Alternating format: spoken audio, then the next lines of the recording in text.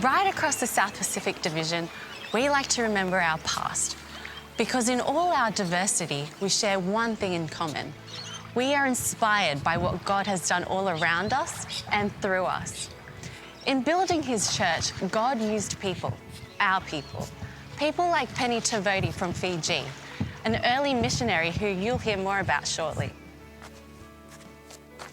But God also used missionaries from the Solomon Islands, Papua New Guinea, missionaries from French Polynesia and New Caledonia, Australia, Tonga, New Zealand, the Cook Islands and Samoa. And God is still doing amazing things all over the South Pacific. So sit back and enjoy a small part of our shared South Pacific family history.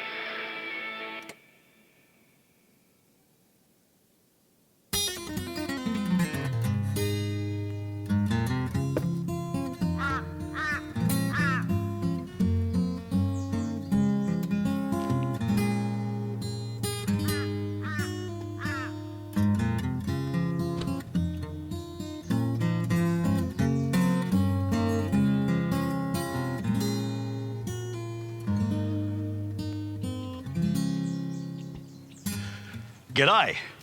You know, when I was young, they used to say that Australians liked eating pies, driving Holden cars and playing Aussie football. But you know what?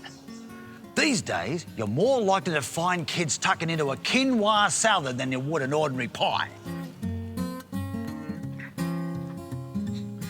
And Holden cars, well, they're packing up and shipping overseas. And what about Australian football? More kids are playing soccer today. Come on, kids, that's not real footy. So what's left that makes an Aussie an Aussie? What glues us together? What defines us as a people? I reckon there's still one way you can tell an Aussie is a real Aussie. One thing that unites us, one thing on which we can all agree. We like to make fun of Americans. And what do we laugh about? Americans don't know their geography. Ask them to find Iran or Iraq on a map, and they'll probably point to Chad or Cambodia. But you know what? I've never met an American who doesn't know that their closest neighbours are Canada and Mexico. That makes me wonder. Do Americans know more about geography than Australians do? For that matter, do Aussies really know who their closest neighbours are? I got some mates to go and talk to some Aussies. Have a look at this. The closest country in regards to geography or politically? Okay, geography, it's New Zealand.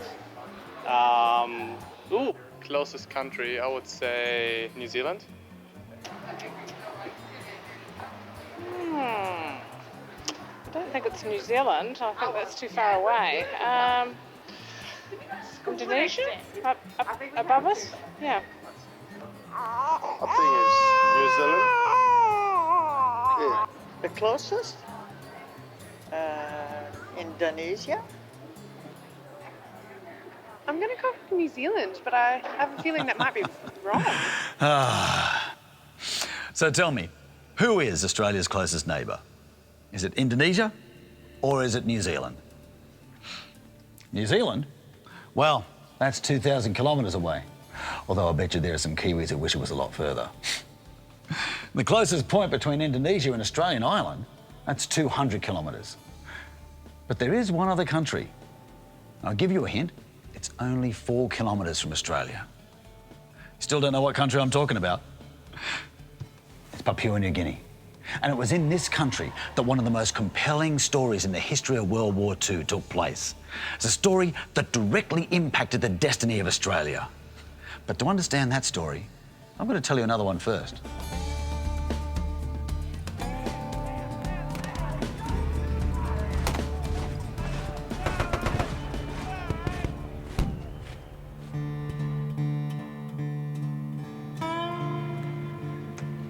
Our story begins in 1908.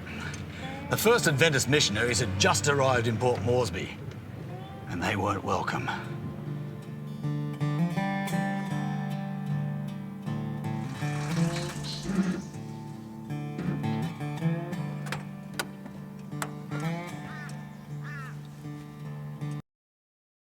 The territories around Port Moresby had already been carved up by the churches, and no one wanted another Christian denomination, especially not the Adventists. So these early Adventist missionaries, the Carr family and a Fijian named Penny Tavoti, hiked up to the remote mountains to start their mission amongst the Koyari people. Turned out to be a very tough assignment. Up there, yes, we're warriors. We're warriors. Normally, we have tribal fightings, so that's how we live up there before the Adventists went in. Certainly, the early literature does agree with you that these tribes were warlike. They're described as bloodthirsty and similar sorts of terms.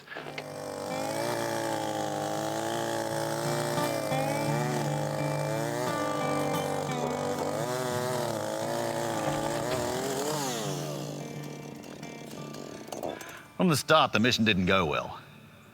After a full year of hard work, not a single person came to the faith. Second year of hard yakka produced the same result.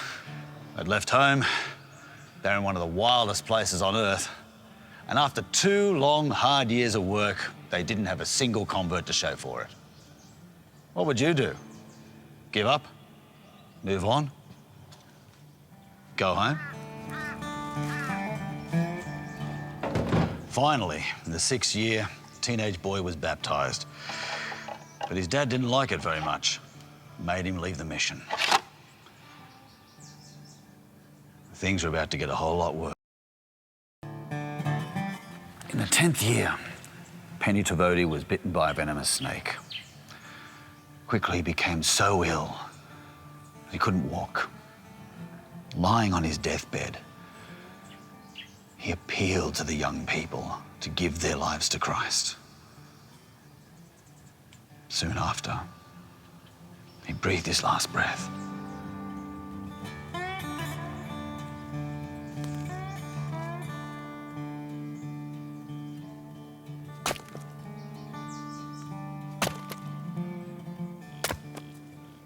Imagine the scene after Penny died.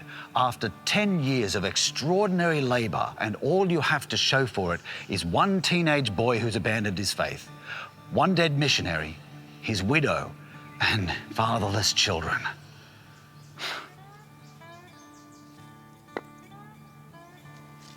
Where was God? What was he doing? How can you get up the next morning and continue to preach the gospel again? But that's exactly what they did. In 1920, a boy named Bagani accepted the gospel, and this time it stuck.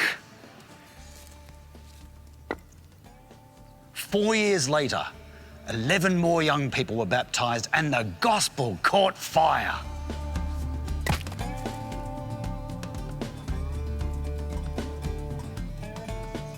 In the mid-1930s, the Locke family, Adventist missionaries from Australia, moved along a rugged trail known as the Kokoda Track.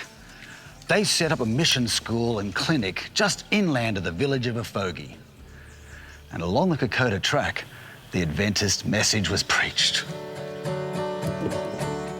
At the time, no one knew that in only a few short years, the Kokoda Track would become the focus of one of the greatest dramas of World War II. The pivotal battle between the Imperial forces, the Australians, New Zealanders and their allies took place on this very track. But there's something different about this battle. See, it's not remembered for the fighting. It's remembered for the kindness shown by the Papuans in assisting wounded soldiers to safety. The Aussies were so impressed with the Papuans along the track that they called them angels.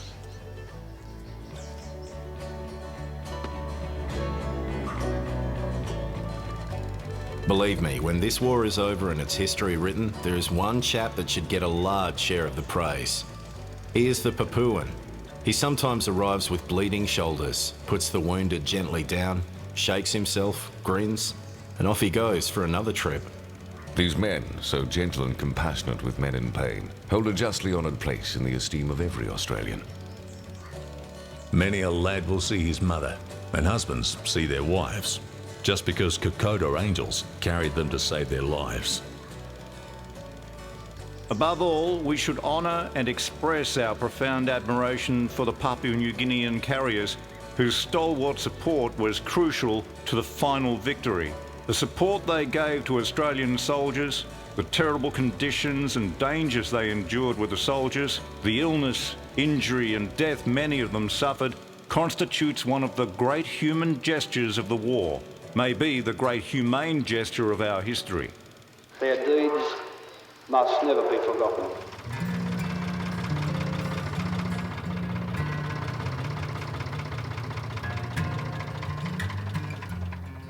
In recent years, people have questioned the Papuans' amazing selflessness. They point out that many were coerced by the Australian military into service, which begs the question, why would a people who were so mistreated be so kind in return? Remember, the early accounts of people along the Kokoda track were that of a savage and bloodthirsty, warlike people. So wouldn't a warlike people simply fight back? It turns out that those 12 long years trying to find one single person to accept the gospel had, by the time of the Kokoda battles, changed hearts. And those changed hearts changed history. By 1942, every village along the Kokoda track had come under Adventist mission influence, with baptised members in almost every village. It was because of Pastor William Locke, because of his friendliness and introducing the gospel and way of living, changing the way of living. They saw that, and when the war came in 1942, Pastor William Locke had left already. So the villages there saw that they are from the same country, so they start helping the Australian soldiers. It was because of that Christian passion, they start helping. It was love that drive the hearts of the people to help those people. Dear Pastor Locke, I'm writing this letter to tell you of the grand job done by the Papuans of your mission. The good work of your people who apparently have, by your example and teachings, reached a stage where they can teach us something of Christian ideals. You had your loyal Papuans and your disloyal Papuans. Without being anyway sectarian, we found that the Seventh-day Adventists were by far outstanding in loyalty. I know of not one Seventh-day Adventist adherent who was anyway disloyal. I don't know what it is, but it just worked out that way. Well, the other religions could be one way or the other, but the Seventh-day Adventists, for some reason, were particularly loyal. And, well, they always were a cleaner people. They taught them cleanliness and respect and loyalty and cheerfulness. If you had to rely on a Papuan without knowing him or knowing the circumstances, the fact that he was a Seventh-day Adventist would swing you.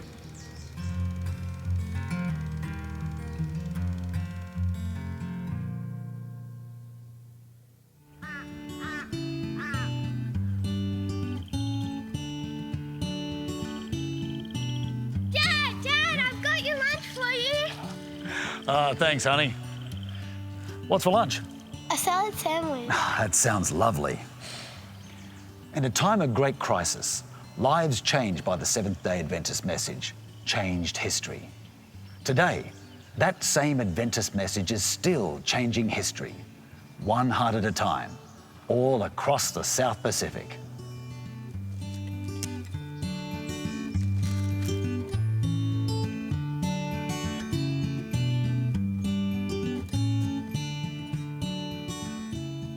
From humble beginnings, the Adventist Church has grown all across Papua New Guinea. Today, 10% of the nation's population identifies themselves as Seventh-day Adventists on the national census. That's almost 500,000 more people claiming to be Seventh-day Adventists than the church counts as members. Adventists occupy many high government offices in Papua New Guinea, and over 50% of the students studying medicine are Adventist. Adventists run an outstanding education and health network around the country, and Pacific Adventist University is among the most selective universities in the world. Today, it accepts a lower percentage of applicants than Harvard University or UCLA. And PNG is only one part of the South Pacific where the gospel is changing history, one heart at a time.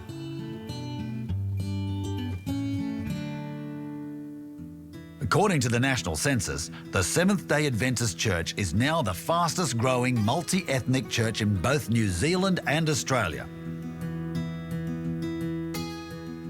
Adventists run the premier health and wellness company in both nations, which organises the biggest kids triathlon series in the world and produces New Zealand and Australia's most trusted breakfast food, Weet-Bix. Avondale College of Higher Education continues to gain recognition, including in the Wall Street Journal. 2 Adventist primary schools are ranked in the top 100 primary schools in Australia.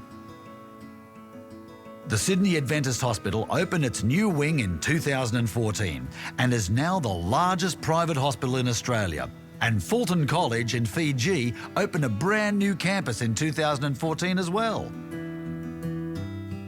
Adventist Media is widely recognised as the leading Christian media organisation in the region.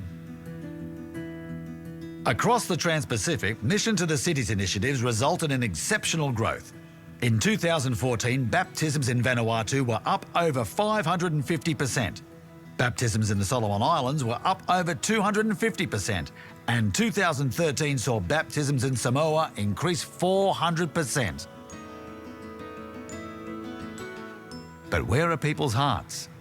Jesus said, where our money is, that's where our heart is. So let's talk dollars and cents.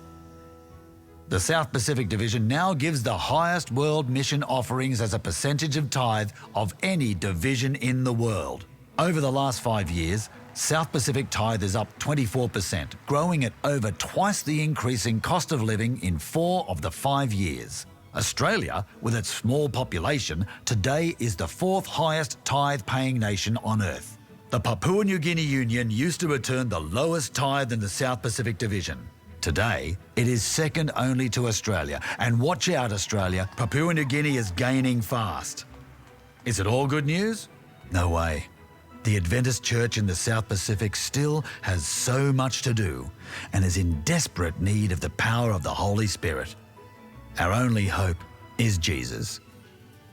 The same Jesus who walked with those early missionaries out of Port Moresby along the Kokoda Track. The same Jesus who changed the hearts of the Koyari people and inspired them to bring the broken, wounded and damaged back to safety. That same Jesus is today bringing home broken lives across the South Pacific, changing history, one heart at a time.